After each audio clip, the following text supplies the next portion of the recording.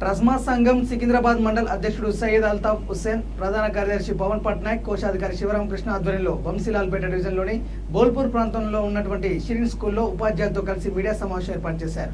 Graduates MLC elections ఉన్నాయని ప్రభుత్వ private convent ను ఓపెన్ చేసి గ్రాడ్యుయేట్ ఓట్లు పెంచుకున్నారని మండిపడ్డారు. బడ్జెట్ స్కూల్లో పనిచేసే ఉపాధ్యాయులు పరిస్థితి చాలా దయనీయంగా మారిందన్నారు.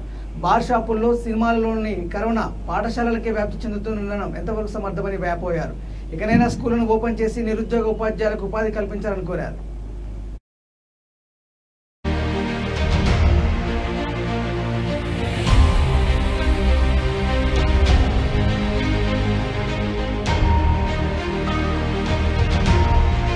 National Commission for Protection of Child Rights, NCPCR, works under the Ministry of WCD, Government of India, under the direction from our Honorable Chairperson Sri Priyanka Nungu. Sir received the complaint regarding this suspected baby death, and then enquiry followed by the compensation and whatever the things.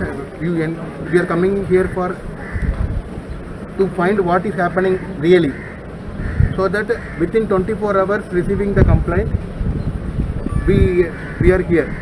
We should ensure the child safety and child security is unanimous, and there is no compensation in that. Whomever it may be, if it is anything harm to the children, National Commission will be on the field. Number one.